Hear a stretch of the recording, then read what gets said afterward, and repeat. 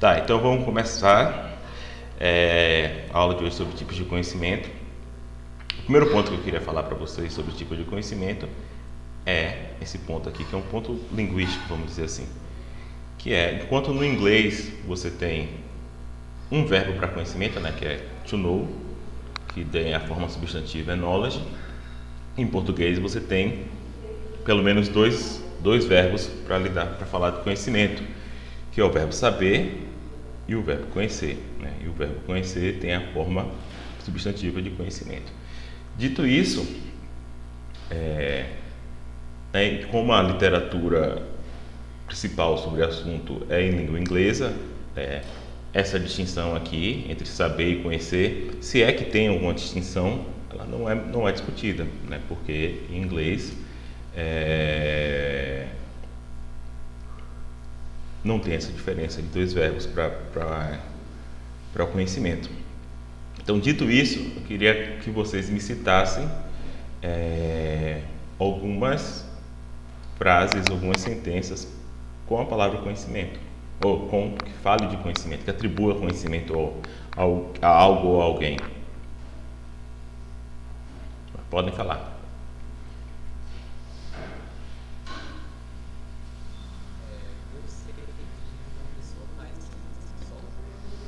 Tá.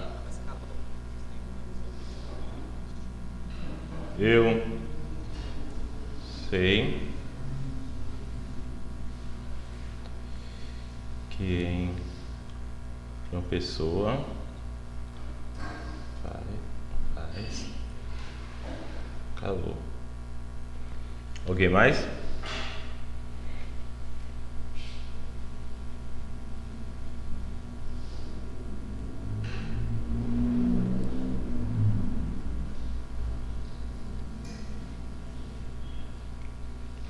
Alguém mais pode botar no chat também.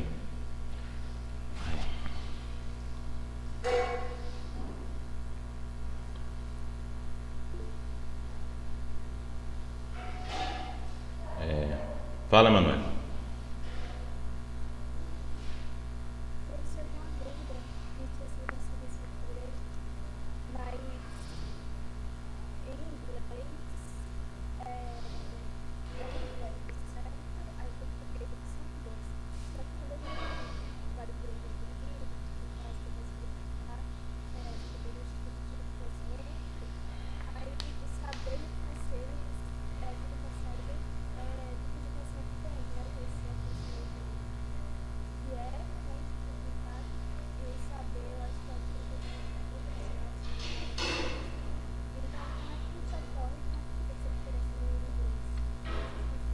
Uhum. Na verdade é o contrário, né? Na verdade, em português a gente usa como verbo conhecer mais quando é conhecimento direto, né? Tipo, eu conheço Recife, eu conheço João Pessoa, e para os outros tipos a gente usa mais o verbo saber, né? Eu sei que em João Pessoa faz calor, por exemplo. Eu sei que Recife tem praia. É menos usual, mas eu não creio que seja não seja gramatical, é uma questão para saber isso daí, mas eu acho que dá para falar. Eu conheço que é estranho, né? Eu conheço que Recife tem praia. Eu conheço como andar de bicicleta, talvez faça mais algum sentido, né? É isso, mas o ponto é que como a literatura é feita em língua inglesa, essa distinção não é estudada, né? Dito isso, poderia ser. Esse é um ponto que a gente pode levar em conta como talvez uma limitação desse tipo de metodologia que eu vou falar hoje. Será que essa distinção é relevante e simplesmente não existe língua inglesa, né? A gente não deveria de alguma forma tomar o inglês ou uma língua específica como tendo acesso privilegiado ao mundo conceitual, vamos dizer assim, né? Então, acho que é mais nesse ponto, certo?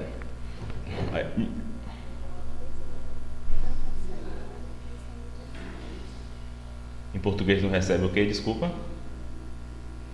Tipo, a definição universal, a gente vai ter esses dois verbos que está falando dessa criou, aí essa parte vai ser universal. Não sei se você entendeu? Eu não sei muito bem o que é. Eu não estou entendendo muito bem o que você quer dizer com conhecimento universal. Mas vamos ver, depois você volta aí essa pergunta. Seria algo que todo mundo conhece, porque todo mundo conhece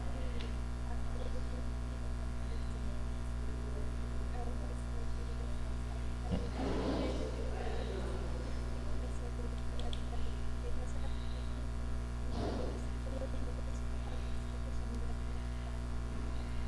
Mas um ponto assim interessante é esse, né? É que é, o que está em todas as línguas ou não está é uma questão empírica, né? E certamente esses filósofos que estavam estudando esse tipo de coisa, eles não foram estudar isso.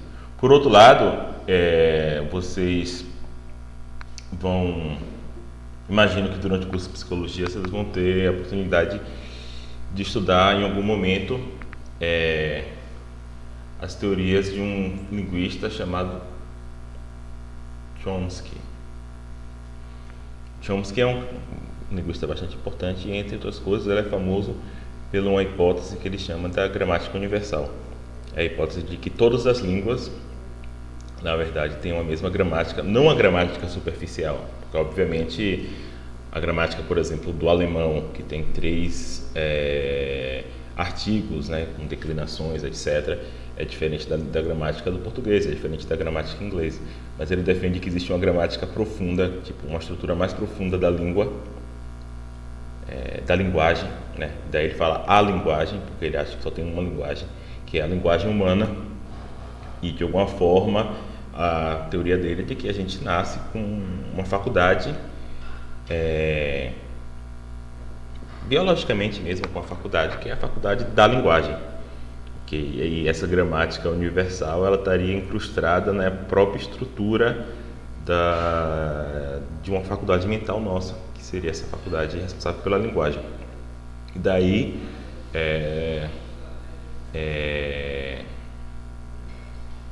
muitos linguistas procuram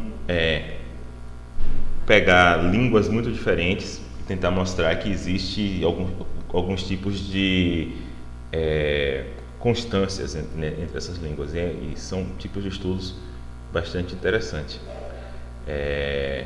Então a Fernanda colocou aqui mais um exemplo que foi: eu sei dirigir automóveis. Né?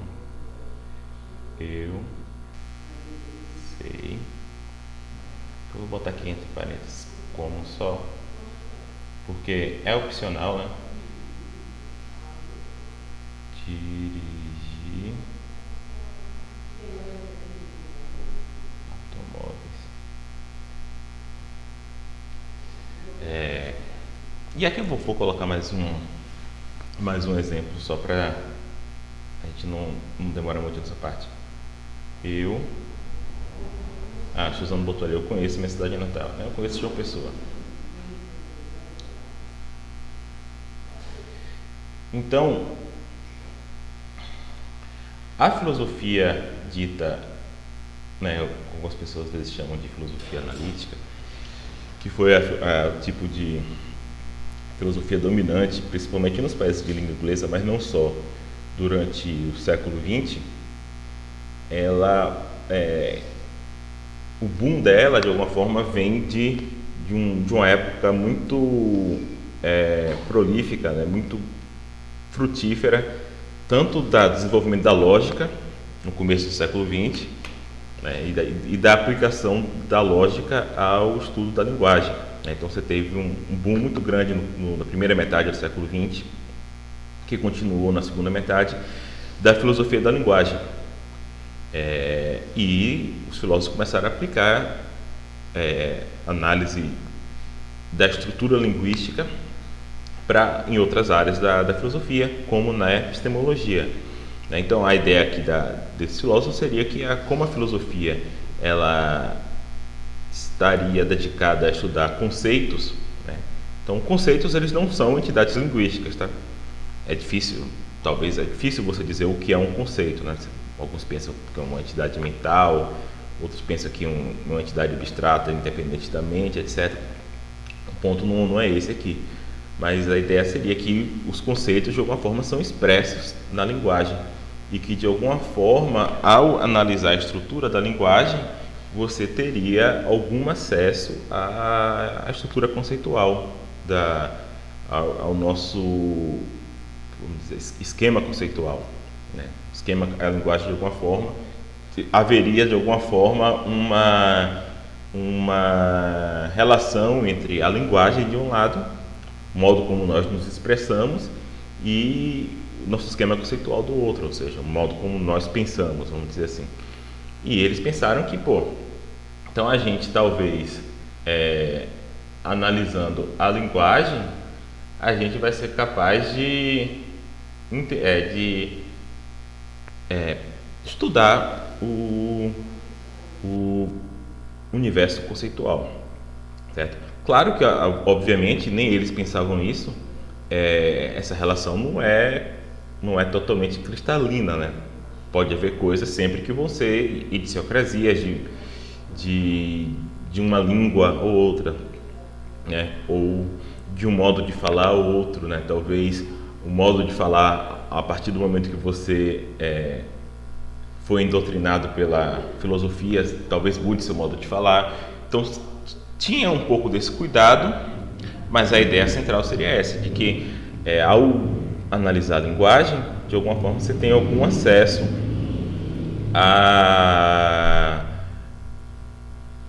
ao universo conceitual, tá? E ao se estudar, vamos falar assim, a gramática do verbo, né, no caso to know, né, já que esses filósofos eram maioria de língua inglesa,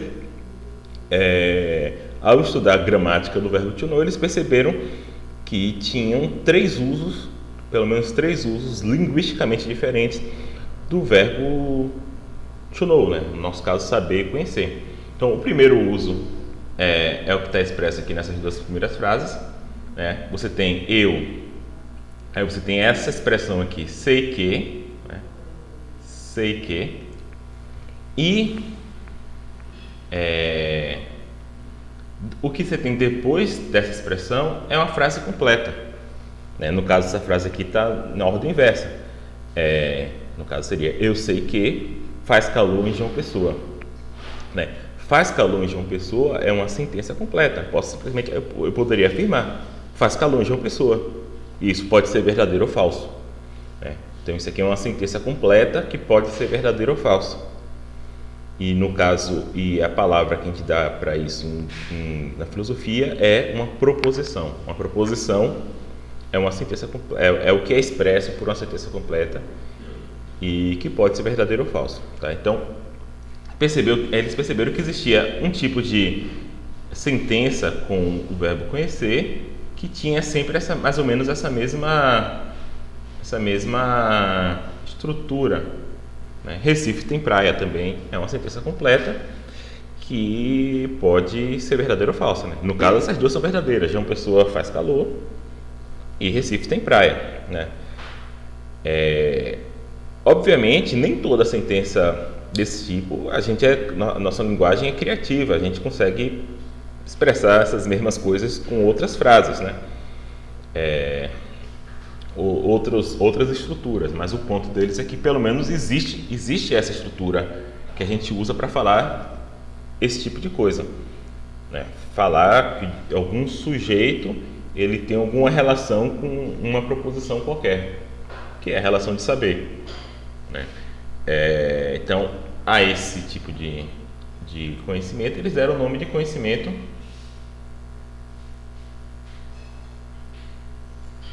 proposicional. Por esse motivo que eu falei, né? Pelo fato de que o que vem depois do verbo de conhecimento é uma proposição, ou seja, uma sentença completa, que que pode ser verdadeiro ou falso, certo? Mas aí eles perceberam que quando a gente fala de em outras sentenças que também usam o verbo saber, o verbo conhecer, tem uma estrutura diferente. E é o caso dessa segunda aqui. Eu sei como dirigir automóveis, né? Então você tem aqui uma expressão sei como, né? Que, como eu disse, o como aqui muitas vezes é opcional, né? Eu sei dirigir automóveis também, em português é plenamente aceitável. Em inglês eu acho que nem tanto, né? I know how to drive a car. Não creio que I know drive a car seja gramatical em inglês. Mas de qualquer forma, o importante aqui não é a locução, é o que vem depois, né? O que vem depois do verbo de conhecer não é uma sentença completa, né? Dirigir automóveis não é uma sentença completa, né? Então aqui você tem uma sentença completa,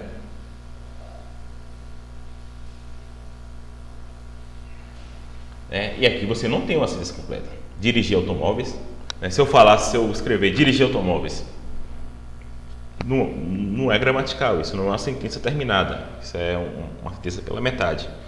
Então dirigir automóveis é algum tipo aí de, perdoe-me minha análise sintática fraca, mas é um tipo de predicado que expressa um tipo de ação, né? Então aqui você tem um predicado sem sujeito, dirigir automóveis, né? E aqui, né, então aqui você tem uma sentença que expressa uma proposição, e aqui você tem um predicado que expressa uma ação, né? Então dirigir automóveis é um tipo de ação, é um tipo de habilidade.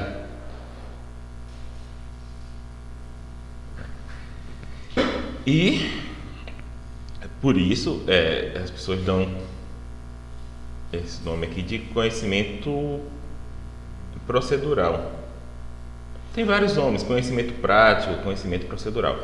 Estou falando aqui desses tipos aqui do lado rápido, porque a gente vai voltar cada um de uma vez.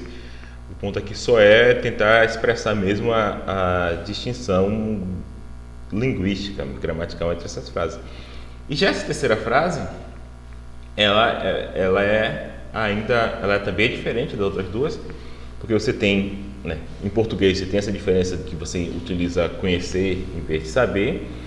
Em inglês é know do mesmo jeito, mas o ponto aqui é que você tem o verbo saber puro, né? No primeiro caso é know that, né? Eu sei que. No segundo caso é know how, né? E é interessante que isso é uma expressão em inglês, né? Até em português a gente usa essa expressão. Tal pessoa tem o know-how, né? O know-how é o saber como fazer, né? Então é uma pessoa que não só, sei lá, sabe a teoria, né? Mas ela sabe fazer, ela tem o know-how de como realmente fazer aquilo, né? Então isso também é uma evidência linguística interessante de que você está tratando aqui de um tipo de conhecimento diferente.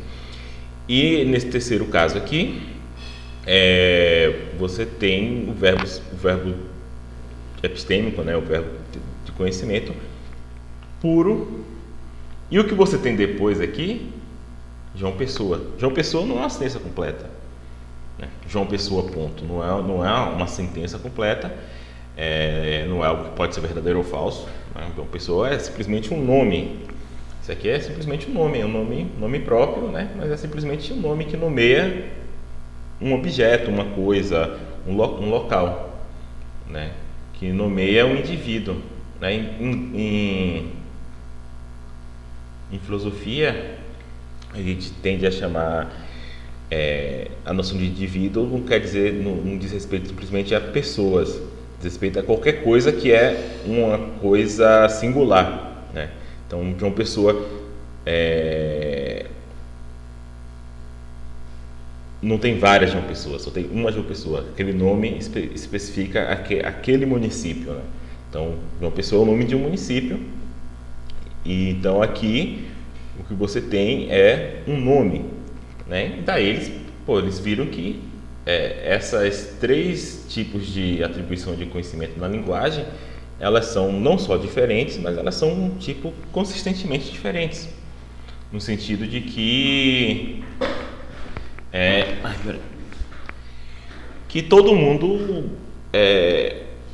reconhece essa distinção, e qualquer falante competente do inglês, e no caso também do português, sabe usar essas locuções de maneira automática, né? No sentido de que não é algo que é questionável ou algo desse tipo. E a partir daí eles propuseram que essa distinção linguística equivaleria a uma distinção conceitual entre três tipos de conhecimento diferentes. Tá? Então vamos voltando aqui aos tipos, né, que eu estava falando. Deixa eu botar aqui de novo no vermelho. O primeiro tipo que a gente falou foi o conhecimento proposicional, né, que equivaleria seria o tipo de conhecimento que é atribuído por locuções verbais ou escritas, né, por estruturas linguísticas do tipo eu sei que isso é assim assado, no sentido de que eu sei que alguma coisa tem determinada propriedade, né? Então eu sei a locução eu sei que ela introduz uma sentença completa, e isso é importante. Não só que é uma sentença completa, tá? Primeiro ponto importante aqui, isso aqui sempre é uma sentença completa. E em segundo lugar, que é bastante importante, que são sentenças completas que expressam proposições. Ou seja, são sentenças completas que podem ser verdadeiras ou falsas, tá? Porque existem sentenças completas que não são verdadeiras nem falsas. Por exemplo, se eu falo feche a porta, né? Isso aqui é uma sentença completa, mas ela não expressa uma proposição porque ela não pode ser verdadeira nem falsa, né?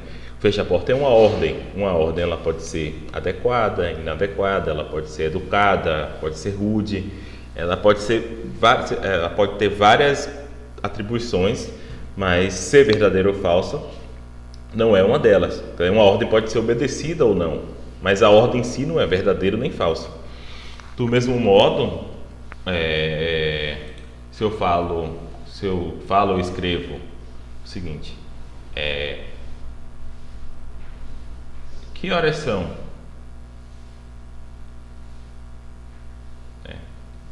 Isso aqui também é uma sentença completa. Que horas são? Mas também não é uma sentença que possa ser verdadeira ou falsa, né? É uma pergunta. Uma pergunta ela pode ser várias coisas, tal como uma ordem. Pode ser adequada, pode ser inadequada, pode ser pertinente, pode ser impertinente, pode ser respondida ou não. Mas uma pergunta em si, ela não é verdadeira nem falsa, tá? Então, perguntas também não expressam proposições. Então, nesse tipo de atribuição de conhecimento, o que a gente tem é uma partícula desse tipo, sei que, ou tal pessoa sabe que. Lembrando que a partícula em si é o menos importante, o mais importante é o que vem depois da partícula. E aqui no caso é uma sentença completa, tá? Uma sentença completa, e mais especificamente uma sentença completa que expressa uma proposição, tá? Ou seja, uma sentença completa que pode ser verdadeira ou falsa, tá? Então, alguns exemplos são: João Pessoa é a capital da Paraíba, né? Isso é uma sentença completa que pode ser verdadeira ou falsa. No caso, é verdadeira. Recife é a capital da Paraíba. Então, isso aqui é uma sentença completa que pode ser verdadeira ou falsa. No caso, ela é falsa, mas ainda assim ela expressa uma proposição, tá? E eu tinha colocado aqui exatamente os exemplos que eu dei. Não expressa proposições, perguntas, por exemplo, ou ordens, pedidos, etc. Tá?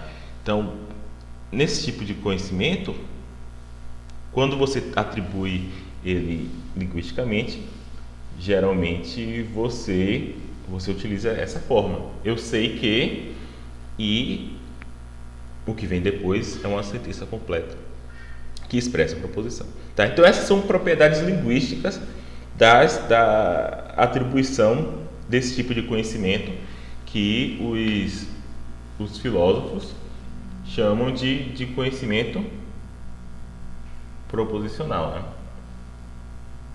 E chama conhecimento proposicional exatamente por isso, que é pelo fato de o que vem depois do verbo epistêmico ser uma sentença completa que expressa proposições.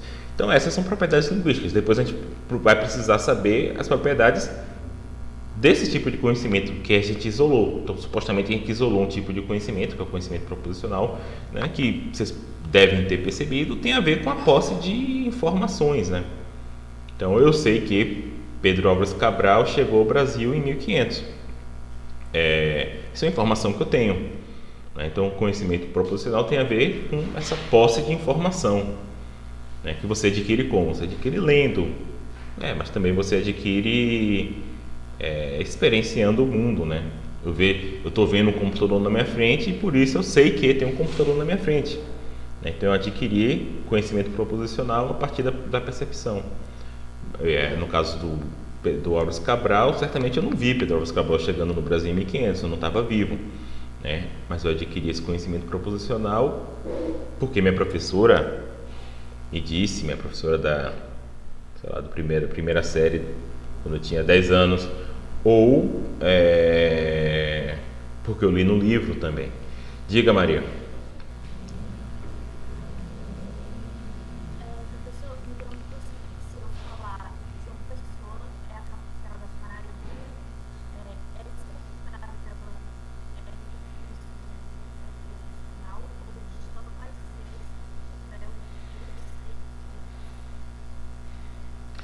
Então, primeiro, não é a frase que é conhecimento proposicional, tá?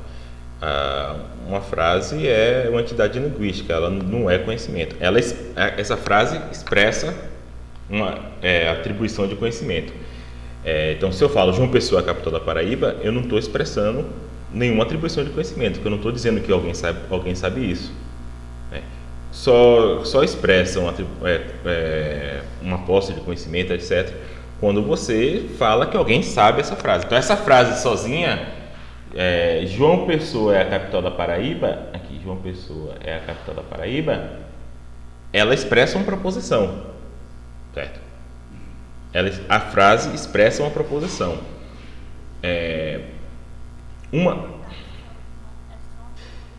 Isso. Exato. A frase sozinha, ela expressa uma proposição, ou seja, ela expressa algo que possa ser verdadeiro ou falso. Se eu tivesse, né, nessa sentença falando que alguém sabe isso, não necessariamente eu, não precisa ser eu sei que, pode ser Pedro sabe que João Pessoa é a capital da Paraíba.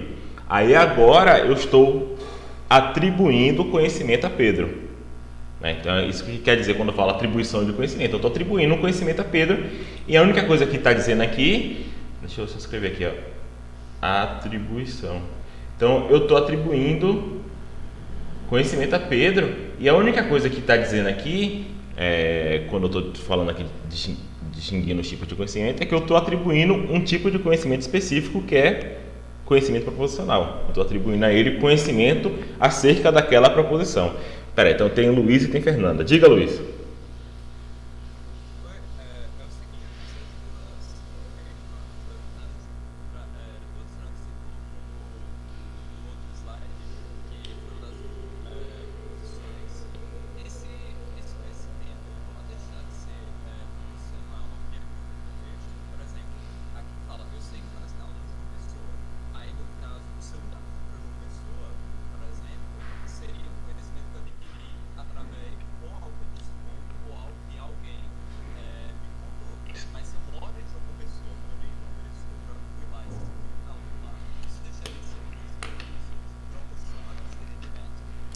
Então, Luiz, o que já te passo a palavra, Fernanda. O que geralmente se faz, talvez para simplificar a situação, é dizer o seguinte, ó, você tinha conhecimento proposicional de que João Pessoa fazia calor, e no momento que você morou em João Pessoa e sentiu o calor de João Pessoa, você adquiriu outro tipo de conhecimento. Você não perdeu o conhecimento proposicional, você continua sabendo que faz calor de João Pessoa.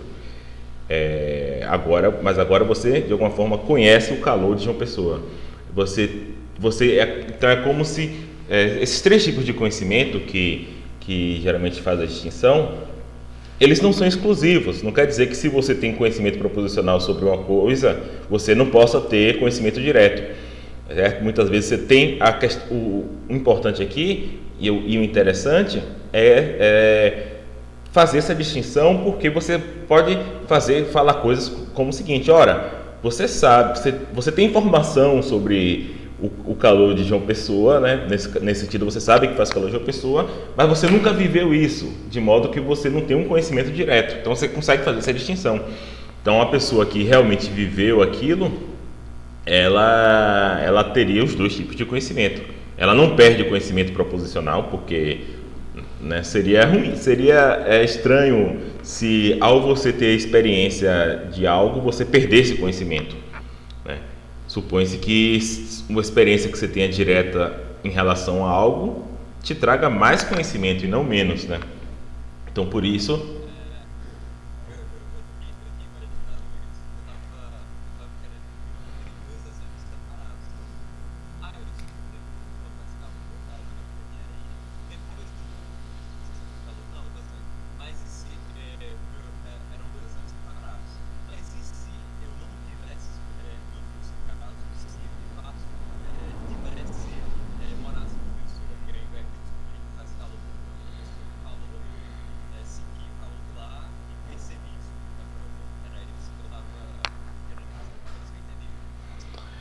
então, o ponto, assim, que é para a noção de conhecimento proposicional, de alguma forma, não importa a origem desse conhecimento. Você pode ter conhecimento proposicional a partir de diferentes origens, tá? Você pode ter o mesmo conhecimento proposicional porque você viveu aquilo, e o mesmo conhecimento proposicional porque alguém te disse, tá? Então, como nesses dois casos parece haver uma diferença, né? Parece que no caso em que a pessoa realmente viveu a situação, etc., ela tem algum acesso privilegiado, né? Certamente, todos nós sabemos que existiram campos de concentração e que milhões de judeus foram mortos. Não só judeus, né? Homossexuais, ciganos, etc., foram mortos nesses campos. Então a gente tem esse conhecimento, é importante que a gente tenha esse conhecimento, mas a gente não estava lá, né? Tem pessoas, cada vez menos, né? Porque vai passando o tempo, essas pessoas vão morrendo, mas tem pessoas que ainda estão vivas que de fato tiveram nos campos de concentração. Então é bem natural que essas pessoas elas estejam em uma situação epistêmica melhor que a nossa para falar em campos de concentração e para falar de como era a vida lá, por exemplo. E para fazer essa distinção, a gente fala isso, os dois têm conhecimento proposicional, mas essa outra pessoa que tem um conhecimento direto, em algum sentido. Mas pode ser o caso, por exemplo, que aquela pessoa que tem um conhecimento direto, talvez, por exemplo, ela nunca estudou muito aquela situação, né? Compreensivelmente ela tem um trauma, etc., ela nunca estudou aquilo.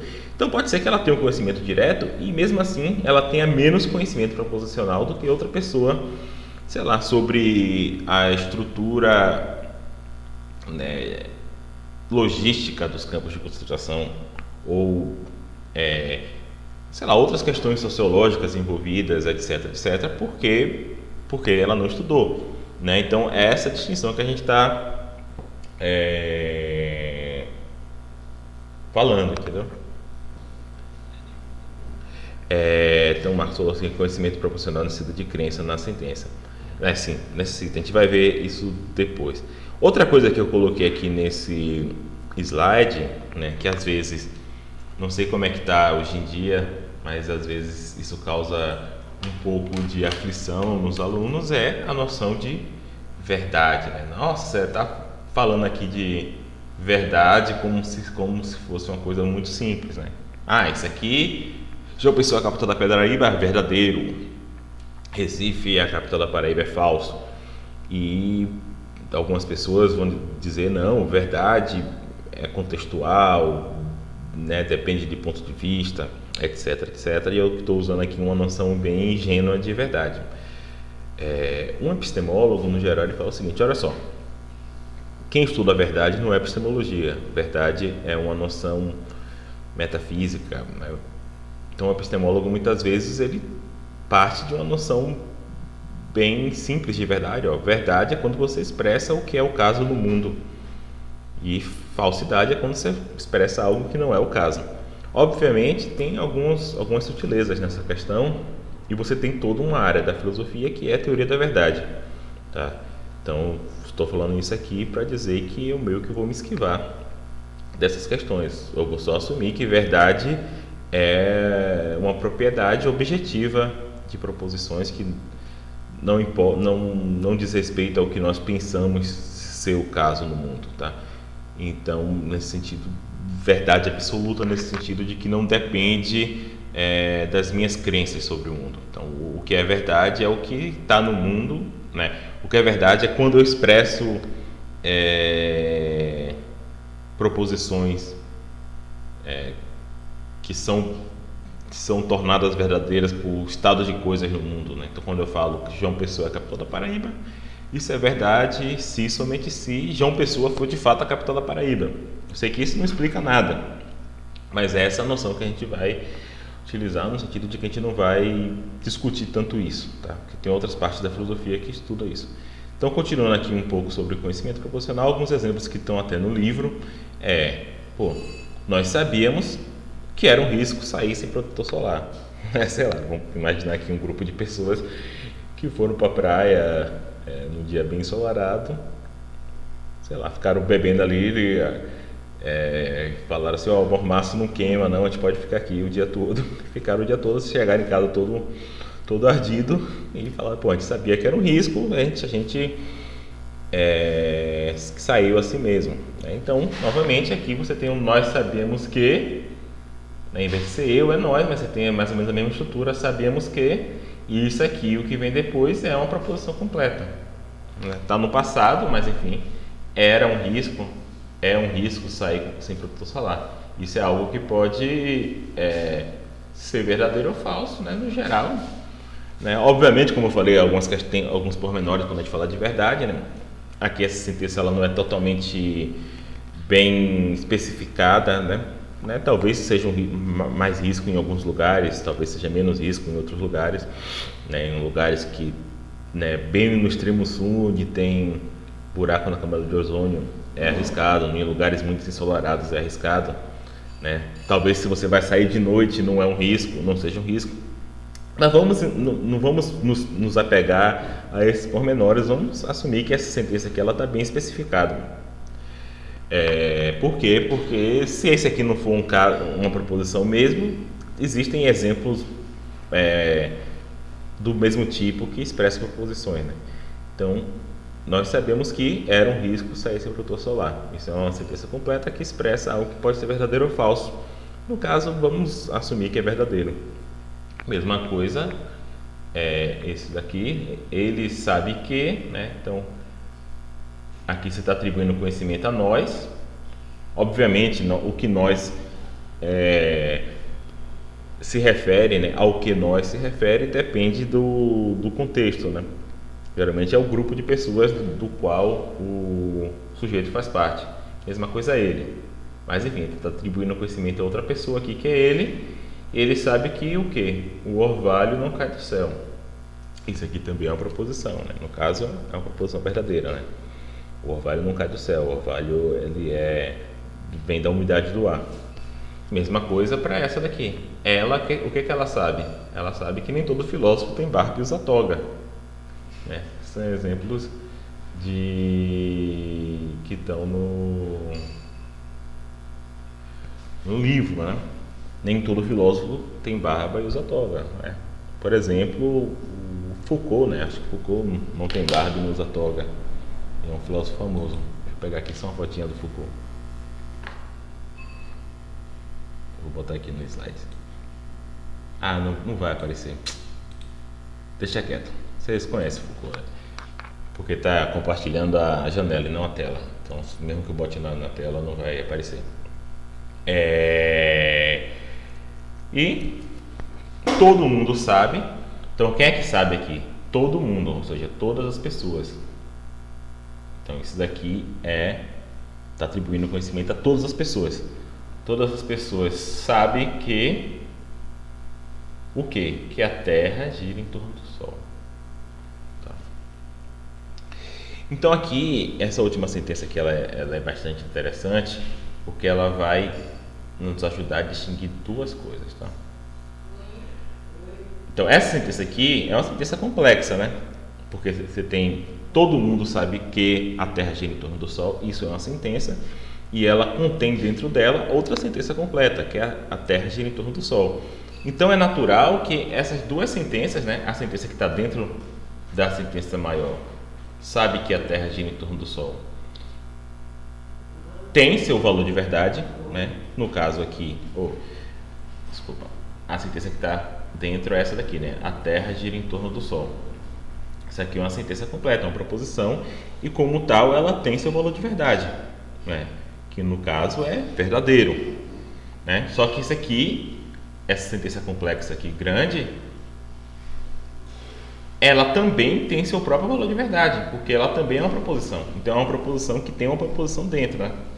Todas as atribuições de conhecimento são desse tipo, né? É uma proposição. A própria atribuição de conhecimento é uma proposição, e se for conhecimento proposicional, ela contém dentro dela outra proposição, né? Então aqui você tem duas proposições. Você tem a proposição aqui grande,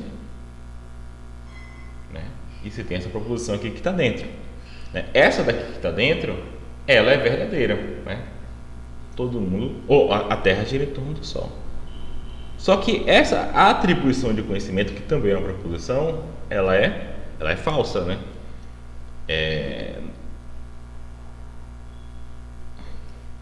Imagino que nem todo mundo saiba disso. Tem pessoas no mundo que talvez não saibam que a Terra gira em torno do Sol, muito provavelmente, né?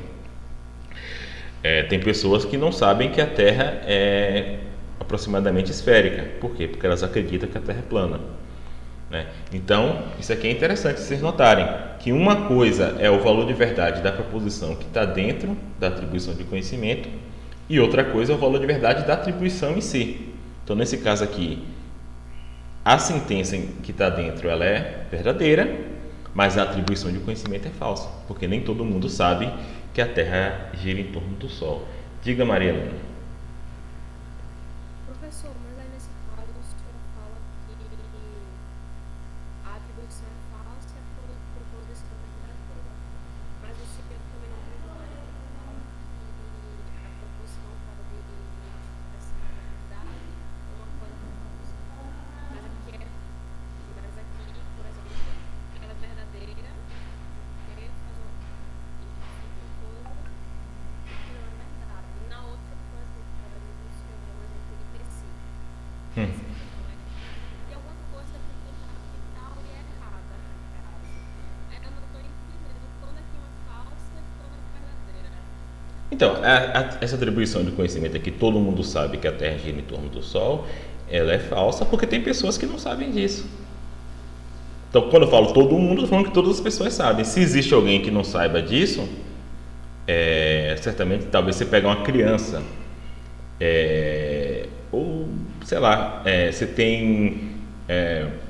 há um tempo você tinha um frisson de uma tribo isolada na Amazônia, né? Que tinha umas imagens de avião dessa tribo, que nunca tomou contato com vamos dizer assim, com o homem branco, né? Então essas pessoas não sabem que a Terra, Quando é que a proposição é falsa? ela é falsa quando ela não reflete a realidade. Então, se eu estou dizendo que todo mundo sabe que a Terra gira em torno do Sol, para isso ser verdadeiro, todo mundo tem que saber que a Terra gira em torno do Sol. Mas tem pessoas que não. A proposição é verdadeira. A proposição que é verdadeira é: a Terra gira em torno do Sol. A Terra gira em torno do Sol. Mesmo que tenha pessoas que não saibam disso. A Terra, essa proposição aqui que está dentro, a Terra gira em torno do Sol, ela é sobre o quê? Ela é sobre a Terra. Ela está falando da Terra, que a Terra gira em torno do Sol. E isso é verdadeiro. Essa proposição maior, que é a atribuição de conhecimento, ela é sobre todo mundo. Ela está falando de todo mundo, que todo mundo tem esse conhecimento. Só que é falso que todo mundo tem esse conhecimento. Algumas pessoas não têm. Eu dei o exemplo aí da tribo isolada. Também eu não sei, às vezes talvez eles até saibam. Talvez eles tenham desenvolvido ciência lá e, né, observando o céu e tal, eles chegaram a essa conclusão. Mas assim, certamente se esse pessoal da tribo sabe, tem crianças que não sabem. Tem crianças que, sei lá, de 5 anos, que nunca pensou no assunto, então elas não sabem que a Terra gira em torno do Sol. Entendeu? Então eu estou querendo só chamar a atenção que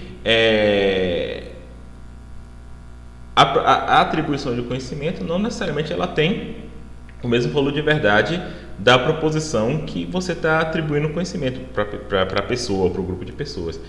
Agora, a gente vai ver que que conhecimento implica verdade, no sentido de que você pode ter esse caso aqui em que você tem uma atribuição falsa de uma proposição verdadeira, mas o caso em que você tem uma atribuição verdadeira de conhecimento de uma proposição falsa, esse caso não existe. Você não pode atribuir verdadeiramente conhecimento de algo falso, né? Todo conhecimento é de algo verdadeiro, mas nem tudo que é verdadeiro. Isso é bem simples, né? Tudo que a gente sabe é verdadeiro, mas nem tudo que é verdadeiro a gente sabe. Pode ter coisas verdadeiras que a gente não sabe. Nesse caso aqui, é verdadeiro que a Terra gira em torno do Sol, mas é falso que todo mundo saiba disso. Tem gente que não sabe. E pode ter coisas verdadeiras que talvez ninguém saiba. Tá? Diga, Luciano.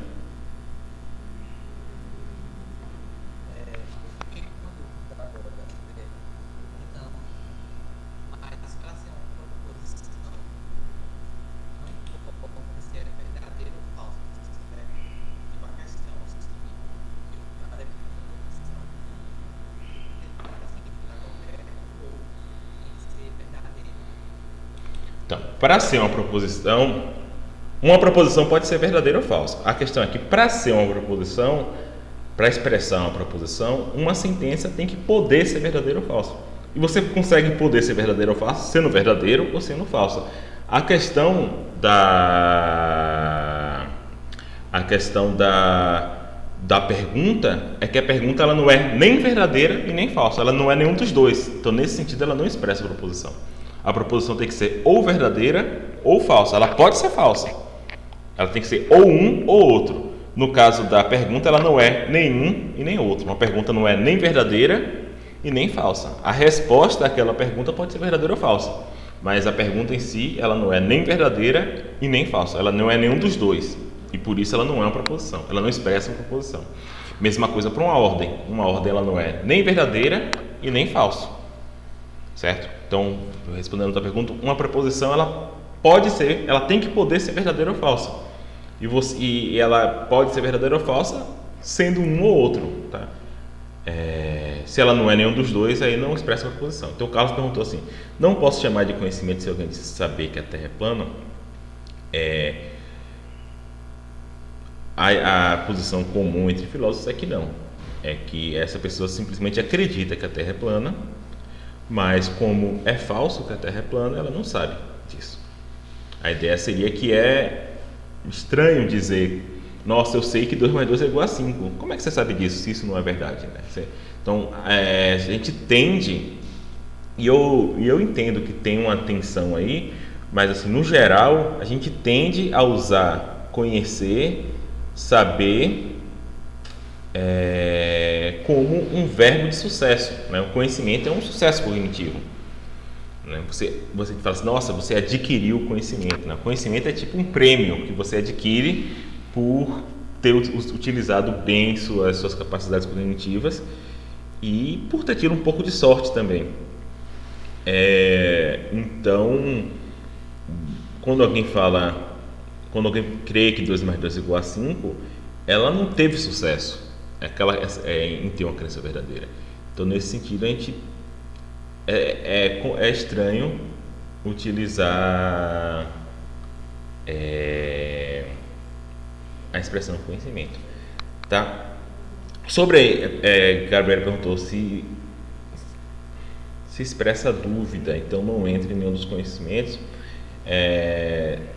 Tenta especificar melhor a sua pergunta, tá? Que eu já respondo, tá? Então vamos passar aqui para o próximo conhecimento. Então, o segundo tipo de conhecimento é conhecimento por contato, tá?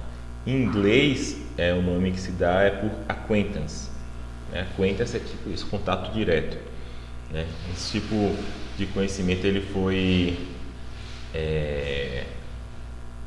bastante estudado por um filósofo chamado Russell, que é um filósofo inglês do começo do século XX. Então, deixa eu só responder a pergunta de Gabriel.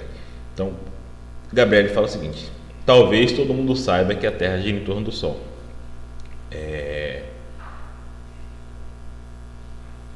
Então, isso daí é uma atribuição de conhecimento, tá? A proposição que está aí é a Terra gira em torno do Sol, né? Então, isso aí é uma atribuição de conhecimento proposicional, tá? Você está atribuindo conhecimento proposicional. Agora, se essa atribuição é verdadeira ou falsa, é difícil de dizer, porque a palavra talvez ela introduz um tipo de vagueza na proposição, né? Então eu diria que ela é provavelmente falsa, né? Porque eu acho que com bastante certeza que nem todo mundo sabe disso, mas é isso. Então, nesse caso aí é uma atribuição de conhecimento proposicional, que eu creio que é provavelmente falsa, mas ela é complicada de você dar o valor de verdade, porque a palavra talvez introduz um tipo de vagueza na proposição, e há uma questão complicada quando se trata de proposições vagas, né? Quando eu falo assim, por exemplo, tal pessoa é careca, para muitos casos isso daí é obviamente verdadeiro ou falso. Uma pessoa que, sei lá, não tem nenhum fio de cabelo na cabeça, ela é obviamente careca, né? Uma pessoa com cabelo completo, vamos dizer assim, ela é obviamente não careca. Só que você tem estágios intermediários em que é complicado você dizer se é careca ou não, né? Então, os filósofos expressam esse ponto dizendo que o predicado careca ele é vago, né? Pense bem, se você pegar uma pessoa com um fio com a cabeça completa e você tirar um fio dela de cabelo, ela vai continuar não sendo careca. Aí você tira outra, ela vai continuar não sendo careca, etc, etc. Só que chega um ponto que se você for tirando fio por fio, você vai ter tirado todos os fios da cabeça dela. E agora, obviamente, ela é careca. Mas não parece ter um ponto específico, não parece ter um fio específico que você tira da cabeça dela, que ela passa de não ser careca para ser careca, né? Parece que é um contínuo, que é uma zona cinzenta, né? E predicados que tem essa zona cinzenta são considerados vagos, né? São chamados de vagos, e é mais complicado você lidar com esses predicados. Então, quando a gente está tentando aqui escapar dessas complicações, não porque elas não existam, elas existem, mas se a gente ficar falando dessas complicações, a gente não fala de epistemologia, né? A gente vai ter que esperar terminar a discussão sobre predicados vagos, esperar terminar a discussão sobre verdade, para depois falar de epistemologia. E aí, na verdade, a gente não vai falar nunca, porque dificilmente essas discussões vão ser terminadas no sentido de serem completamente. Não, agora está tudo certo, não tem mais nenhuma questão sobre vagueza, não tem nenhuma questão sobre verdade. Então a gente meio que vai tentando entender que tem essas questões e tentar fazer a outra parte do trabalho, que é a parte da epistemologia, e de tempo em tempo ver se tem alguma coisa aí que possa complicar nosso trabalho, né? Então, conhecimento por contato, essa noção ela foi muito estudada por esse filósofo chamado Russell, né? Que é o Bertrand Russell, se vocês quiserem. Bertrand. Então ele é um cara lá da virada do século, um lord inglês, ele é um cara bastante interessante, entre outras coisas porque ele ganhou um prêmio Nobel, né, um dos poucos filósofos que ganhou o prêmio Nobel, porque não tem prêmio Nobel de filosofia, né? Então ele ganhou o prêmio Nobel da Paz por ter feito campanha contra a Primeira Guerra Mundial. E ele é interessante porque, apesar de ele ser um cara do século XIX, de ter escrito suas principais obras em 1905, 1920, por aí, ele é um cara que ele foi filmado. Você tem ele no YouTube. E você tem, inclusive, ele falando para a câmera, ele falando coisas bastante interessantes, né? O jornalista pede para ele deixar uma mensagem para a geração futura, tal, e é bastante interessante. E ele é um cara que ele também escreveu muitos livros de divulgação científica, né? Então ele tem um livro explicando, acho que o nome do livro é Por que Não Sou Religioso. É um livro que ele defende a visão de mundo agnóstica, talvez até não tenho certeza sobre a posição dele. Enfim, e tem vários livros importantes, né? Os problemas da filosofia. Então é um cara interessante e ele estudou essa noção de conhecimento por contato. Então o primeiro ponto é o seguinte: então a gente identificou que alguns conhecimentos que a gente tem é proposicional, ou seja, tem a ver com informações que nós armazenamos na cabeça. Mas será que todo conhecimento é desse tipo? E é mais ou menos consenso na filosofia do que não, tá? É mais ou menos consenso. É tipo 99% de consenso que não, tá? Por quê? Porque, primeiro, você tem essa evidência linguística, né? De que existem sentenças que não expressam o conhecimento de uma sentença completa, mas o que tem depois aqui do verbo conhecer é um nome, né? Ou seja, enquanto no primeiro caso, quando você atribui conhecimento proposicional, você está atribuindo a uma pessoa uma certa relação com um tipo de informação, né, com a proposição, ou seja, ele acredita naquela proposição, ele sabe aquela proposição. Aqui a relação é entre o sujeito e outro objeto, né? Então, você conhece uma pessoa, quer dizer que você já esteve em uma pessoa, né? Quando a gente fala isso, a gente não quer dizer simplesmente que a pessoa tem muita informação sobre João Pessoa. Quer dizer que ela já esteve, né? Sei lá, tem muita gente que é, sei lá, fanático por Paris. Então, a pessoa às vezes sabe tudo sobre Paris, sabe a geografia de Paris, sabe a história de Paris, etc, etc, etc, sabe tudo sobre Paris. Mas ainda assim faz sentido você perguntar: sim, mas você conhece Paris? Né? No sentido de você já esteve lá, né? E por outro lado, você pode pensar que existe o contrário, pode existir alguém que mora em Paris, mas que não se interessa muito por Paris. Então essa pessoa, ela mora lá, né? Às vezes, não vamos pensar que é um imigrante, ela vive numa comunidade do país de origem dela, vamos dizer que sei lá, ela é turca, sei lá, qualquer etnia, e ela vive na comunidade turca. Ela come comida turca, ela nunca foi no Louvre, não porque ela não tem dinheiro, nada, porque ela não se interessa. Né? Tem pessoas que são assim.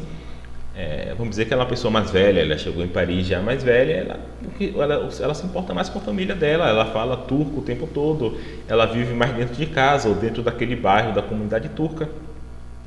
Então, certamente ela conhece Paris, em algum sentido, né? Pelo menos no sentido de que ela mora em Paris. Então, seria estranho dizer que ela não conhece Paris. Ela conhece uma parte de Paris, talvez mais do que outras, mas ela conhece Paris. Mas ela sabe pouca coisa sobre Paris.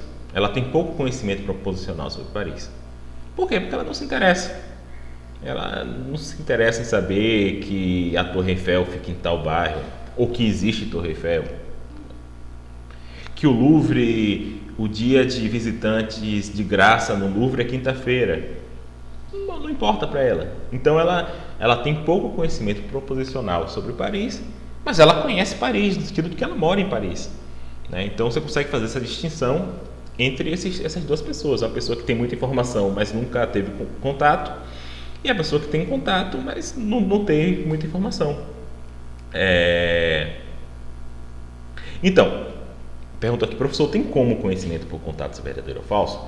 Então, perceba, o que está aqui dentro da atribuição é um nome, né? João Pessoa. João Pessoa é uma cidade, então não é verdadeiro ou falso. Isso aqui não expressa a proposição, né? O que está aqui circulado não expressa a proposição. Porém, deixa eu botar até a cor diferente aqui, hein? Para chamar a atenção. Porém, nem troquei a cor. Deixa quieto. Essa sentença completa, isso daqui é uma sentença completa, tá? Você conhece uma pessoa, isso é sentença completa e isso expressa a proposição. Então, essa sentença completa, a atribuição de conhecimento em si, ela pode ser verdadeira ou falsa. Vamos dizer que você, no caso, sei lá, seja eu, né? Você está falando para mim, você conhece a pessoa. Pô, eu conheço, eu moro aqui. Então, isso aqui é verdadeiro. Certo? Então, essa atribuição é verdadeira. Uma atribuição de conhecimento sempre é uma proposição. Independentemente de se você está atribuindo conhecimento por contato ou proposicional. Sempre a atribuição é uma proposição. E ela vai ser verdadeira ou falsa. A questão é que no conhecimento proposicional, a atribuição de proposição tem uma proposição dentro. Entendeu? Por isso você pode ter dois valores de verdade diferentes. Aqui no caso, João Pessoa não expressa uma proposição. João Pessoa é simplesmente uma cidade. Aqui João Pessoa. Diga. Então, professor, essa era a minha dúvida. Eu estava falando que o conhecimento por contato, ele acontece exclusivamente pelo contato. Só que eu fiquei uma dúvida justamente por isso, porque nessa proposição, nessa frase, você conhece uma pessoa, tem como você dizer se é verdadeiro ou falso? Por exemplo, se eu estivesse falando assim, eu contando uma história, dizer, eu conheço essa pessoa. Você pode afirmar que isso é verdadeiro ou falso, mas assim, dentro do que eu sei que está sendo meio esquisito, complicado, porque eu não estou perguntando, mas por exemplo, dentro do que eu sei, eu sei que eu conheço uma pessoa, eu fui essa pessoa e eu conheço por contato de pessoa, mas dependendo de quem escuta, essa pessoa pode fazer uma definição do que é verdadeiro ou falso. O que eu estou falando é verdadeiro ou falso. Mas então, esse é o ponto que eu estou dizendo. A pessoa que está te escutando, fecha o microfone que está com barulho. A pessoa que está te escutando, ela pode não ter informação suficiente para você. Então, ela pode julgar que você sei lá, ela pode julgar. Vamos imaginar o caso lá que eu falei do cara que tem muito conhecimento proposicional de Paris, só que ele nunca foi para Paris.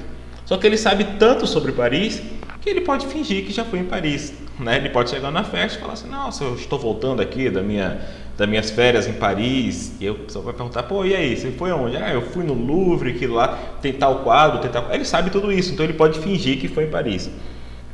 Certo? O ponto aqui, quando eu estou dizendo que verdade, a gente vai lidar com verdade como sendo uma noção objetiva, é que por mais que ele engane todo mundo que está na festa, ou seja, todo mundo saia achando que ele tem conhecimento direto de Paris, ele teve contato com Paris, continua sendo falso que ele teve contato com Paris, simplesmente porque ele nunca foi, certo? Então, falando aqui...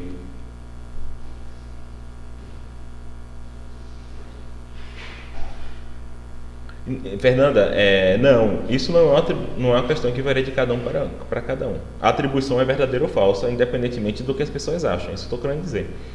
Então, ou você conhece de uma pessoa ou não. Se você conhece, se você teve contato de uma pessoa, essa sentença é verdadeira. Se você não teve, ela é falsa. E isso não varia de pessoa para pessoa. A gente está supondo aqui que conhecimento é sempre... que verdade é uma propriedade objetiva, tá? Pode ser uma simplificação, talvez, mas é o que vai simplificar bastante para a gente. Deixa eu ver aqui. Uma coisa sobre contato é que às vezes, já te dou a palavra, Feliz. Uma coisa sobre contato é que às vezes é complicado você explicar o que é contato direto, né? Por exemplo, João Pessoa é o nome de uma cidade, é um município. Então, o município ele é muito grande, tem muitas partes. Então, será que para você ter contato com João Pessoa direto, você precisa ter contato com toda João Pessoa? Provavelmente não, né? Mas será que tem um mínimo de contato que você precisa ter? Né? Talvez eu vim de João Pessoa, mas eu só fiquei no hotel em Tambaú e fui na praia. Será que isso é suficiente para eu ter contato com João Pessoa? Né? Isso é outra questão, tá? É mais complexo, é complexo você definir exatamente o que é contato direto. Eu estou aqui assumindo que qualquer contato é suficiente, tá? Às vezes você pode falar assim, não, você conhece João Pessoa, mas você não conhece a verdadeira João Pessoa, você não foi, sei lá, onde realmente moram os habitantes de João Pessoa, você não foi nos bairros, etc. Pode ser, tá? Mas tenha em mente que eu estou falando aqui é uma simplificação que é útil, porque essa distinção, vocês vão ver, tem boas repercussões, inclusive na psicologia. Então, Luísa, eu já te passo a palavra, eu só ler aqui dois comentários. Já te passo a palavra, Luísa. Deixa eu só ler os dois comentários aqui no chat. Manuela falou, então o conhecimento por contato é contextual? Depende de pessoa para pessoa. Sendo sincero, existem pessoas que defendem que atribuições de conhecimento são contextuais, tá? Só que eu não quero entrar nessa questão aqui porque é bastante complexo. Então vamos fingir que não é contextual, que simplesmente é verdadeiro ou falso, se a pessoa teve contato ou não. Apesar de que, como eu te falei, eu admito e parece ser óbvio que a noção de contato direto ela pode ser vaga nesse sentido, né? De que quanto contato é necessário para ter contato direto, né? Para simplificar, eu estou assumindo que qualquer contato é suficiente. Talvez não seja, né? Talvez seja esse caso de a pessoa que veio para João Pessoa e só ficou no hotel, talvez ela não teve contato com João Pessoa, né? A pessoa que veio em João Pessoa e ficou um dia, né? Ou, por exemplo, eu já fui em Frankfurt, então eu conheço Frankfurt, só que na verdade eu parei no aeroporto, fiquei 1 hora no aeroporto e peguei outro avião para a Áustria. Então eu conheço Frankfurt, né? Aparentemente não, né? Parece que é mais óbvio dizer que não, né? Apesar de que eu tive no território de Frankfurt. Então, o quanto de contato é necessário é uma questão complexa, tá? Então, para simplificar, estou supondo que qualquer contato é suficiente, mas aparentemente não. Fernanda perguntou. Certo, o que eu estou querendo dizer é que nesse momento o mais importante não é ver se esse texto é verdadeiro ou falso. Isso nesse momento o importante é só ver que existem esses diferentes tipos de coisas que você pode estar tentando atribuir para a pessoa, né? Posso estar tentando atribuir conhecimento posicional, no sentido de que eu estou atribuindo que ela tem informação. Eu posso estar tentando atribuir conhecimento por contato, né? No sentido que eu estou querendo atribuir outra coisa, estou querendo atribuir que ela já teve lá, que ela já teve contato. E no caso do conhecimento procedural, estou tentando atribuir uma habilidade para ela. Então a questão aqui é essa, é saber que existe. Eu posso tentar atribuir coisas diferentes, né?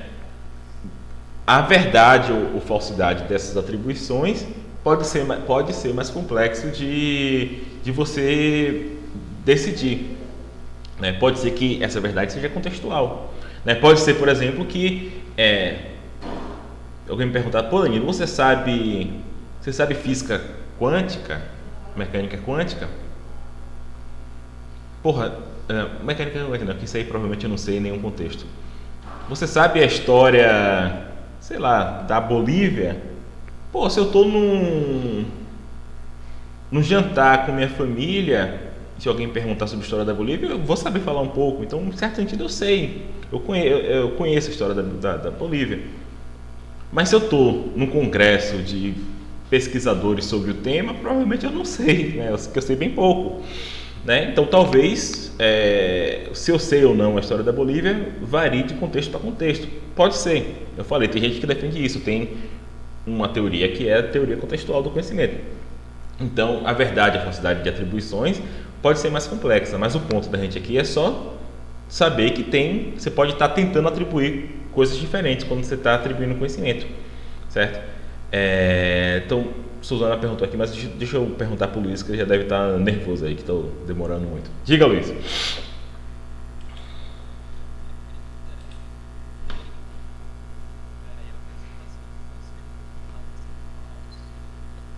Vai. Conhecimento por contato ser falso. Então, a atribuição do conhecimento pode ser falsa. A pessoa pode não ter conhecimento por contato. Entendeu? É falso no sentido de não ter conhecimento por contato. Mas não é falso no sentido de a proposição que você está atribuindo conhecimento ser falso. Porque aqui você não está atribuindo conhecimento de nenhuma proposição. Você está atribuindo contato à pessoa. Então, novamente, tomar cuidado com isso. Então, isso daqui, a sentença completa, ela pode ser falsa. Ou seja, a atribuição de conhecimento é falsa. Essa sentença aqui completa, ela pode ser falsa. Isso daqui não é verdadeiro nem falso, porque isso aqui não é uma proposição. Isso aqui eu estou atribuindo, isso aqui é simplesmente um nome. Então o nome ele pode referir ou não. Sei lá, Papai Noel não refere a nada, né? Então Papai Noel não existe, né? Então o nome Papai Noel não refere a nada. Mas não quer dizer que o nome Papai Noel é falso. Ele pode ser talvez um falso nome. Algo que parece ser um nome não é. Mas não é um nome cujo conteúdo é falso. Certo? Em filosofia, diga.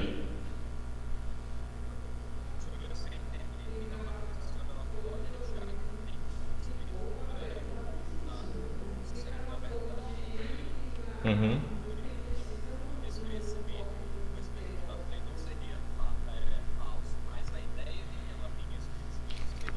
Exatamente, exatamente. Vamos imaginar que eu estou viajando pelo Nordeste e a gente passa em Maceió. Sei lá, eu estou já dormindo e quando eu acorde eu estou em Maceió.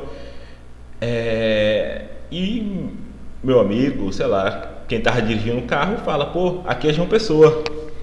E vamos dizer que eu pare na praia, vá numa barraca, coma, tome banho de mar. O mar de Maceió também é bem bonito, né? A roda de Maceió é bem bonita. E eu saia achando que eu conheci João Pessoa, mas na verdade eu estava em Maceió. Então, na verdade, nesse caso, eu acho que tenho conhecimento por contato de João Pessoa, mas eu não tenho, porque na verdade eu estava em Maceió, não estava em João Pessoa. Então, isso pode acontecer. Então, aqui... Suzana perguntou, professor, o conhecimento por contato pode ser literal, tipo... posso conhecer por textos, por imagem de forma oral? Pois é, então, isso daí é mais questionável, tá? A maioria dos filósofos supõe que conhecimento por contato precisa ter contato direto. Contato perceptivo, tocar, ver, ouvir, etc. E contato direto quer dizer isso.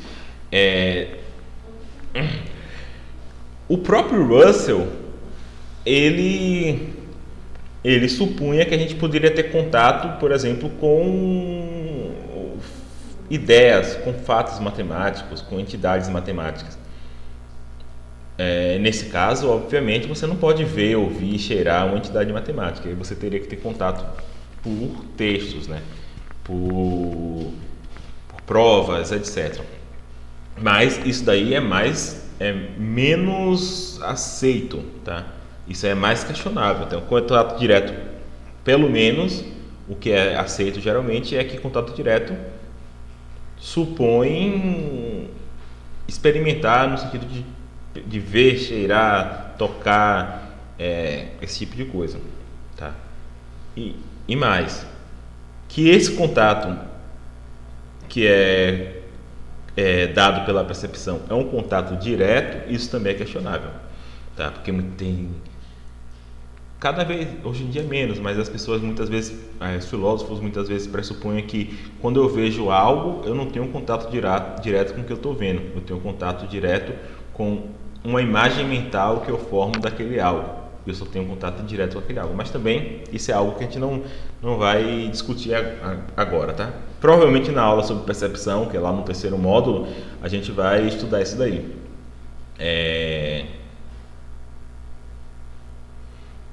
Pedro Nogueira perguntou, então mesmo se a pessoa souber tudo sobre Paris através dos estudos, se nunca pisou lá, ela não conhece Paris, correto? Se por conhece Paris, você está querendo dizer que teve contato direto com Paris, tá? Com Paris. Então, às vezes a gente pode utilizar essa expressão para atribuir outro tipo de coisa, né? Então, como eu falei, por mais que a gente esteja utilizando aqui esses dados linguísticos para tentar entender a estrutura dos conceitos envolvidos, não quer dizer que uma coisa espelhe a outra totalmente. Tá? Então a gente já utilizou os dados linguísticos como ponte e agora a gente está falando dos conceitos. Tá? Então pode ser que as pessoas utilizem a língua, pode ser que alguém fale, você conhece Paris, querendo dizer coisas diferentes. Né? Você pode perguntar para ela, o que você quer dizer com conhecer Paris? É ter contato direto com Paris? Então eu não tenho, porque eu nunca fui. Agora, se conhecer Paris você quer dizer, conhece vários fatos sobre Paris, aí eu conheço. Né? Então, não quer dizer, assim, quando eu estou utilizando esses dados linguísticos para tentar fazer distinções conceituais, minha tese é sobre os conceitos, não é sobre a língua. Tá?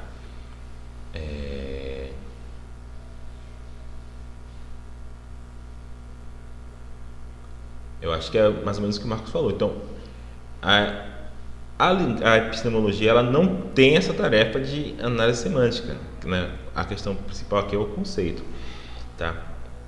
Os conceitos. Eu estou utilizando aqui os dados linguísticos meio que como um facilitador, um indício de que tem essa distinção de conceitos e um facilitador para entender e para distinguir, tá? Então voltando aqui a essa ideia do facilitador, perceba que aqui você tem a ausência da partícula que. Que, como eu disse, isso aqui não é o principal, tá? Isso aqui é só um indício linguístico mesmo. O ponto aqui mais importante é isso, que o verbo ele é seguido diretamente por um nome. Então você está atribuindo uma relação. Não consigo fazer uma linha reta nesse negócio. Você está atribuindo, vou fazer aqui assim. Você está atribuindo a relação. Não consigo fazer uma linha reta. Você está atribuindo a relação entre o sujeito e um objeto, geralmente um objeto concreto, e não entre um sujeito e uma proposição. No primeiro caso, você está falando de uma relação entre um sujeito e uma proposição, e um fato. E aqui você está falando de uma relação entre um sujeito e um objeto, né? No sentido em que João Pessoa possa ser um objeto, né? Um objeto bem complexo, mas é algo que você pode tocar de alguma forma, você pode ver. Uma proposição, um fato, não é algo que você pode tocar. É uma informação, é algo abstrato, né? Então, essa aqui é a diferença, né? Então, por isso que se dá esse nome aqui de conhecimento direto, né? Se você pensar que o contato é direto, apesar de que, como eu falei, alguns filósofos vão pensar que não é direto, ou conhecimento por contato, tá? Em inglês é acquaintance, né? Então eles falam, o Russell fala knowledge by acquaintance, né? Acquaintance é nesse sentido, assim, de contato, tá? E é interessante, e é isso aqui que eu gosto disso aqui, a galera não fala muito na literatura disso, por ser uma questão em português, mas eu sempre acho legal que em português a gente tem essa expressão, né? Em inglês também, que em inglês é nice to meet you, né? Prazer em te encontrar, nice to meet you. Em português é prazer em conhecê-lo, né? E quando eu falo conhecê-lo aqui, é no sentido de conhecimento por contato, né? Tipo, vamos dizer que você tem um amigo, um grande amigo seu, porque ele tem um grande amigo que você nunca viu, né? Só que esse seu amigo fala bastante da outra pessoa. Não sei o que é muito legal, você vai ver, você vai tomar cerveja com ele, vai conversar, ele saca muito de literatura, você vai gostar muito dele e tal. E você já sabe quase tudo sobre essa pessoa. Você sabe o que ela trabalha, o que ela gosta de ouvir, você sabe quase tudo sobre ela. Só que você nunca teve contato com ela. E aí, quando você tem contato com ela, muitas vezes você fala assim, poxa, prazer em finalmente te conhecer. Mas o que você quer dizer com isso? Você quer dizer assim, eu tinha conhecimento proposicional sobre você, eu sei um monte de coisa sobre você, vários fatos sobre você. Sei que você gosta de, sei lá, de Yes, sei que você gosta de Borges, sei lá, eu sei muita coisa sobre você, eu sei que você corre na praia no domingo, eu sei vários fatos sobre você, então eu tenho muito conhecimento proporcional sobre você, mas eu nunca te conheci nesse sentido aqui de conhecimento por contato, então prazer em finalmente te conhecer, né? Então eu acho que essa expressão aqui em português ela é bastante interessante, porque ela mostra bem essa distinção entre conhecimento proposicional e conhecimento por contato, né? Tá, então uma mixidão é conhecimento direto ou conhecimento por contato, e geralmente se pensa que esse tipo de conhecimento exige algum tipo de contato, tá? Direto é um pouco mais complicado, porque eu falei, às vezes alguns filósofos pensam que esses contatos que nós temos perceptivos e tal não são diretos, mas assim, pelo menos no sentido usual da palavra direto, sim, contato direto, no sentido de que você realmente foi lá e você teve contato. Então, vocês percebam que esses dois tipos de conhecimento eles têm exigências diferentes. O conhecimento por contato exige contato, né? O conhecimento por contato exige contato. O conhecimento proposicional ele exige crença. Então, para eu saber que, sei lá, que você corre nas praias no domingo, eu preciso acreditar nisso. Eu preciso achar que isso é verdade. Só que não necessariamente eu preciso ter tido contato com você, né? No caso aí da história do amigo. Mas, para eu ter conhecimento direto, eu preciso ter contato. Mas não necessariamente eu preciso ter crença. Porque perceba, se uma pessoa, essa mulher turca que eu falei, que mora em Paris, ela mora num bairro afastado de Paris, ela só fica na comunidade dela, ela, né, vai na mesquita, e sei lá, essa comunidade dela tem um nome qualquer, vamos dizer que sei lá, Pequena Turquia, vamos dizer assim. Pode ser o caso de que ela nem saiba que a Pequena Turquia fica em Paris. Então, se alguém perguntar para ela onde é que você mora, ela fala, moro na Pequena Turquia. E ela nem sabe que fica em Paris. Então, talvez essa mulher seja uma pessoa que conhece Paris, já que ela mora em Paris, só que ela não acredita que ela conhece Paris. Né? Alguém pode perguntar para ela, pô, e Paris? O que você acha de Paris? Fala, pô, não sei. O único lugar da França que eu vim foi a Pequena Turquia. Nunca fui em Paris. Então, pode ser que ela tenha contato com Paris, ou nesse sentido ela conhece Paris, mas ela não tem essa crença. Então ela não crê que Paris é bonita, ou que, né, ela não tem ela inclusive não crê que ela conhece Paris. Então isso parece mostrar que são dois tipos de conhecimento diferentes. Então conhecimento por contato exige contato direto, mas não necessariamente crença. E quando eu falo não necessariamente crença, não quer dizer que você não possa ter crença. Você pode ter, mas não é necessário. Eu posso ter contato. Eu posso, por exemplo, por morar em João Pessoa, formar várias crenças sobre João Pessoa. Posso, sei lá, formar várias crenças que, sei lá, que uma pessoa faz calor, por exemplo. Então, uma das maneiras em que a gente forma crença sobre o mundo e que a gente forma conhecimento proposicional sobre o mundo é a partir do contato, né? A partir de ver, pegar, etc., nós geramos informação, crenças e conhecimento proposicional.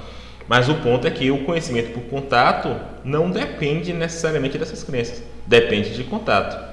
Enquanto o conhecimento proposicional não depende necessariamente de contato, apesar de que pode ter contato, né? Eu posso saber algo proposicionalmente porque eu tive contato, mas não necessariamente. Eu posso saber que Pedro Álvares Cabral chegou em Brasil em 1500. Você já teve contato com Pedro Álvares Cabral? Não, eu não estava nem vivo. Eu não estava lá na praia de Porto Seguro em 1500. Não é em Porto Seguro, é um pouco mais ao sul de Porto Seguro. Não estava lá em 1500. Gostaria de estar, porque é uma praia bonita, mas não estava. Então eu não tive contato com esse fato. Mas eu sei que o Pedro Álvares Cabral chegou ao Brasil, chegou naquela praia específica em 22 de abril de 1500, eu acho. Então eu vou falar esse último slide aqui, aí a gente para, tá? E na próxima aula a gente continua com conhecimento procedural, tá? A gente não precisa ter tanta pressa, porque o que eu coloquei lá no programa foi por semana, né? Então tem algumas coisas ali que tá uma semana, mas que a gente provavelmente consegue dar em uma aula. Então eu não vou ter pressa de sempre terminar na semana certa, né? Que o mais importante é que a gente consiga discutir essas coisas, até somente esse assunto aqui, que é um assunto interessante e que talvez seja mais útil para vocês. Então, falar mais um pouco aqui de conhecimento proposicional, exatamente esse slide é exatamente sobre isso que eu acabei de falar, de que você pode ter conhecimento proposicional sem ter contato, você pode ter conhecimento por contato sem ter conhecimento proposicional. Por exemplo, você pode saber que nem todo filósofo usa barba e toga, sem nunca conhecer um filósofo pessoalmente. Nunca conversei com um filósofo, nunca fui na faculdade de filosofia ver os filósofos, mas eu sei que alguns não usam barba, porque é fácil de presumir isso, né? A moda varia e as pessoas podem ter vestimentas diferentes. Ou porque, sei lá, eu já vi fotos de Foucault, de Sartre também não tinha barba, Descartes não tinha barba, Kant não tinha barba. Então, eu já vi várias fotos de filósofos que não usam nem toga também. Esses caras não usam toga, às vezes usam terno.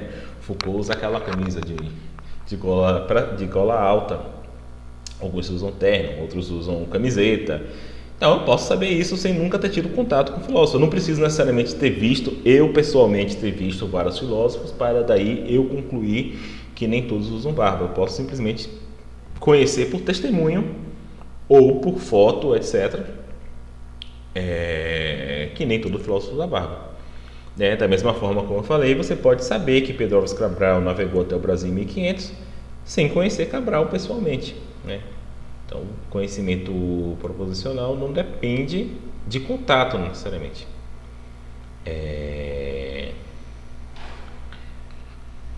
Marcos perguntou o seguinte: professor, uma curiosidade, o conhecimento direto abarca a medicação de outras ferramentas para se conhecer algo? Eu não entendi. Deve ser a mediação, talvez, de outras ferramentas? Tá, mediação. Então, é isso que eu estava te falando, isso é uma questão, tá? Porque tem pessoas que acham que nem quando você está vendo, você está tendo contato direto, né? Então, e esse é um ponto, olha só, mediação é uma questão também complicada, você tem graus de mediação. Por exemplo, quando você olhar com o olho nu, você olhar através de óculos, né? Eu uso essa prótese aqui visual, que é um óculos. É uma mediação. Eu vejo diferente sem e com o óculos. Então, eu já estou com uma mediação aqui. Aí, se eu estou olhar através de um binóculo, olhar através de um telescópio, né? Parece haver um contínuo de mediações aí. E parece ser arbitrário, né? Parece ser você fazer um corte em algum lugar. Parece estranho falar que, agora eu estou tendo contato com o computador, agora eu não estou tendo mais, porque agora tem uma mediação. Então isso é uma questão complicada, tá? Mas a gente está supondo aqui que a gente tem uma noção mais ou menos boa de contato direto, tá? Que provavelmente um óculos não vai atrapalhar você ter contato direto. Mas quando você tenta fazer sentido disso específico, já é mais complicado. Em filosofia, muitas coisas são assim, né? Quando você olha de longe, você consegue entender. Quando você começa a olhar de perto, você fala assim, mas aqui tem umas coisas que são complicadas. E aí você vai tentar estudar isso, né? Inclusive, tem uma literatura bem grande sobre essa questão da mediação aí, em filosofia da ciência, né? Porque perceba, esse é um ponto importante para a ciência, né? Porque quando você faz, sei lá, um PCR para ver se você está com Covid, não sei se vocês já viram um PCR, como é que é. Um PCR é um gelzinho assim, e o que você vê são uns tracinhos assim, ó. Uns tracinhos assim. E aí, nisso daí, o cara fala assim, você está com vírus.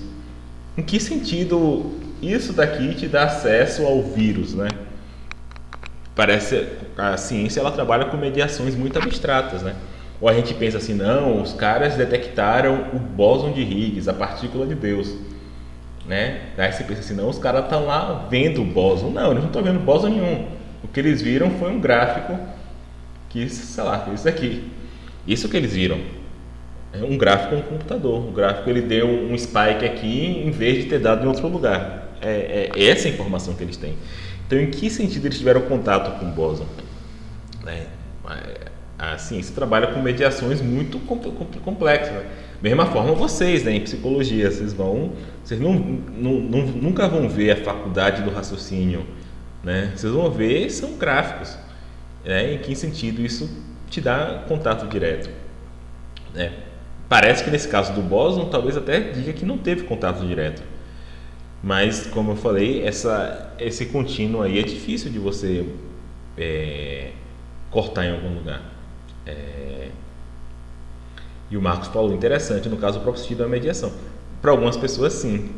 Né? Para algumas pessoas, você tem a coisa no mundo, você tem uma imagem mental e eu tenho contato com a imagem mental, que é causada por algo do mundo. Né? Então, eu tenho uma relação de causalidade entre algo do mundo e uma imagem mental e eu tenho uma relação de contato entre o eu, a consciência, sei lá, era assim que as pessoas pensavam antigamente, pelo menos em filosofia, e essa imagem. Então, nesse caso, o contato aqui ele seria indireto.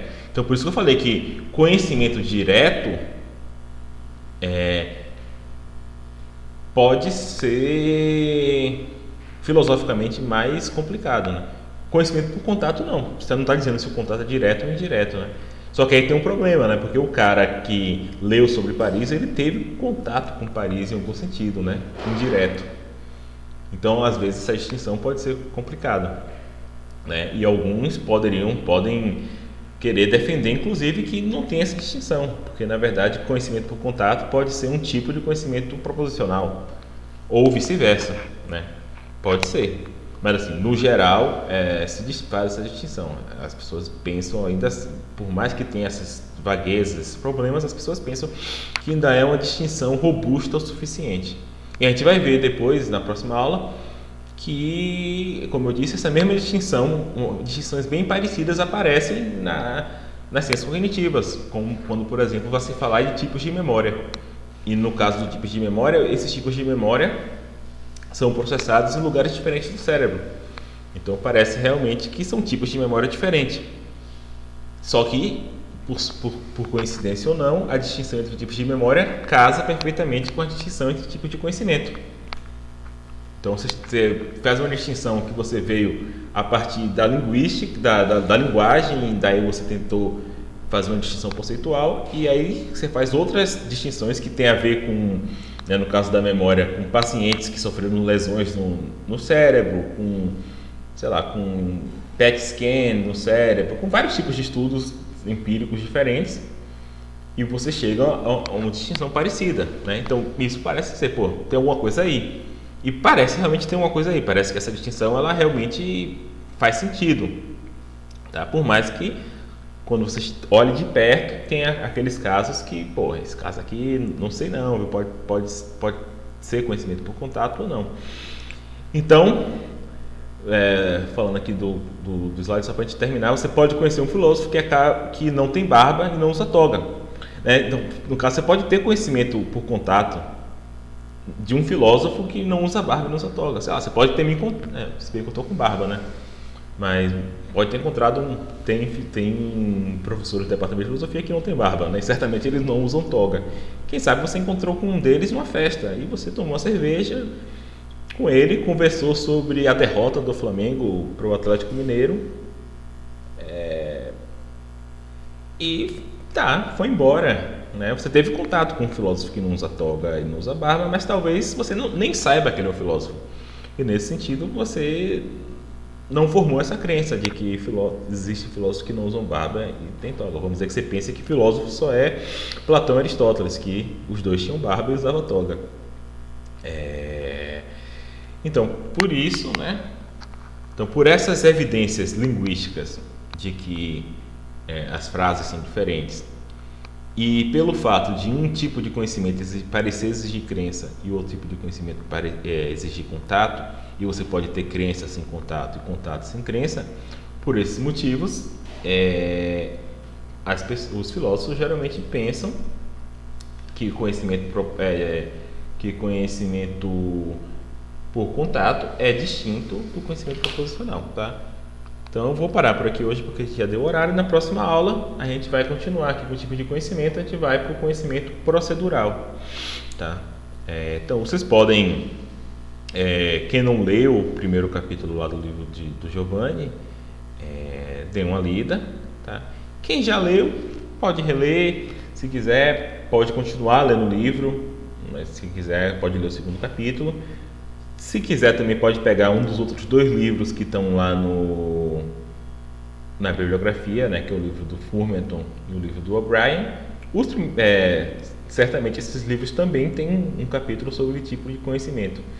Pode ler também. Então, sintam-se livres a fazer qualquer um dos 3. Continuar lendo o livro, ler para quem não leu, né, é importante. Continuar lendo o livro ou pegar um dos outros livros que estão lá também e ler a primeira parte. Certo? Vou finalizar a gravação aqui. Se alguém